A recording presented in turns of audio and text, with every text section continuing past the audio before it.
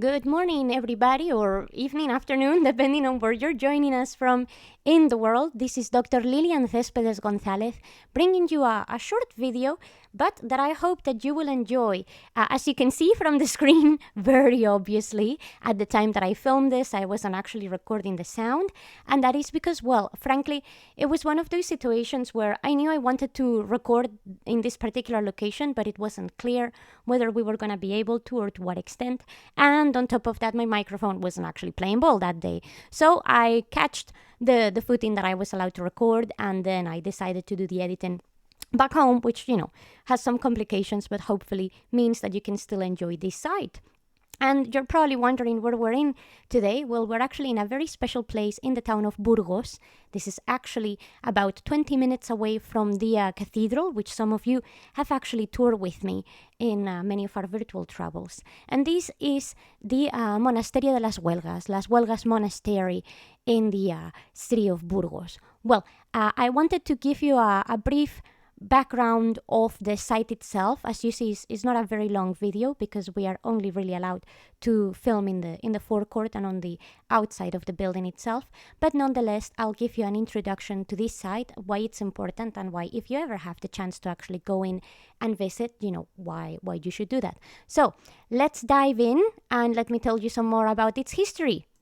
Okay, so first things first, you're probably wondering when this monastery dates from. Well, this monastery actually is from the Middle Ages. It was founded in the 12th century by Alfonso VIII of Castile, alongside with his wife, Eleanor Plantagenet, because, for a little while, Spain and England actually had, some alliances. This actually is a Cistercian monastery following the rule of San Bernard, and it's mostly a nun monastery, a nun congregation.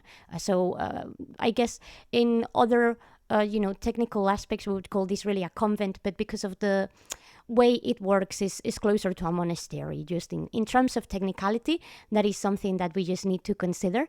It is currently considered national patrimony in Spain, so it's not UNESCO or anything like that, but still, of great importance in that regards. And you're probably wondering, well, what was the point of doing this, right? Well, let me tell you a bit about the actual building and how it comes to be. Okay, well, the point of building this thing is that Alfonso and Eleanor actually had the idea, the intent of making this some kind of pantheon for the royal family. And more importantly, this wanted to be some kind of religious retreat for women of the high nobility and the monarchy that would end up dedicated to monastic life. As you may recall, in the Middle Ages, particularly not just women, but even men of the later tail ends of the family, so second children onwards, didn't necessarily have great opportunities in terms of marriages or what have you not. So the church was a good place for them to have a career of status, of renown, where they could still, make money, make a name for themselves, and of course promote certain values that fit within the family's agendas. So thanks to the help of Pope Clement III, they actually managed to bring this forward, and it was actually a very well adopted kind of idea that actually will have great consequences for the city of Burgos and overall for the monastery. It was not, however, without its issues, and it wasn't always necessarily the most straightforward place, and that is because there are going to be some political and religious issues. So let me explain what the problem was and why there was a bit of a turmoil for this plan that Alfonso had to begin with. So the reason why this is mostly a monastery and headquarters of a monastery, like a big congregation rather than just a convent, is because the idea, the execution that Alfonso wanted to put forward is that this would be some kind of like mother church. So like the overseer of many other convents, feminine convents, in the area of Castile.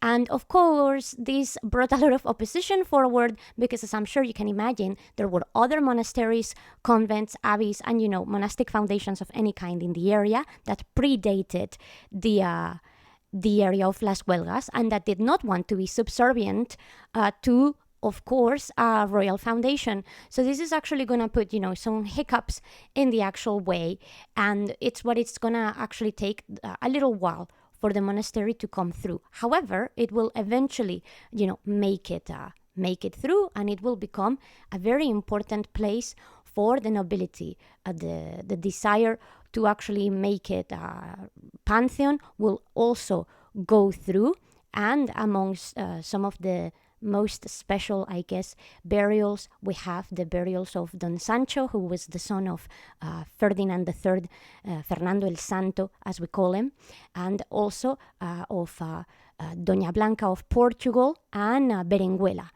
So, as you can see, there are going to be important people from the Spanish royal family, the Castilian royal family, that will actually be buried in here.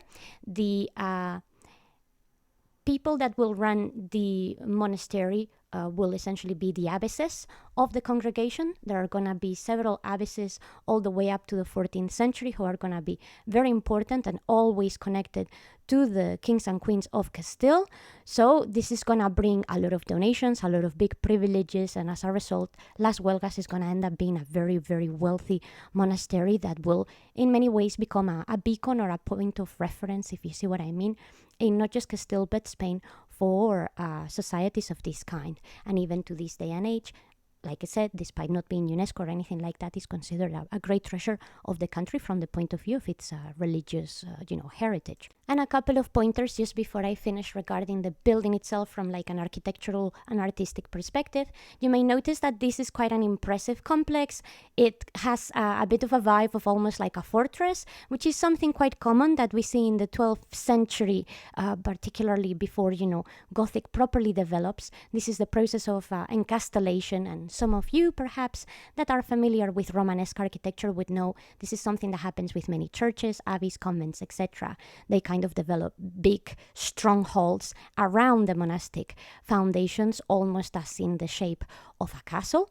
The general artistic development of the facade is quite plain, but that is because, in reality, the majority of what is, let's say, exceptional to look at is actually inside of the monastery. The temple itself is a beautiful 13th century Gothic building with a lot of important, details in there. It has 3 naves, a very beautiful head with 5 different apses, very, very much ornate in a similar fashion of Burgos Cathedral in that regards. So perhaps from the point of view of art is lacking a little bit, but in terms of what is the actual structure of the building, it is very impressive, and perhaps one of the most easy to identify examples of the Romanesque architecture in its full swing that we have in the area of the north of Spain. Because remember, Burgos, technically speaking, does count as the north of Spain from a historic perspective. And this is, in a nutshell, more or less, what we can say about the monastery of Las Huelgas here in Burgos.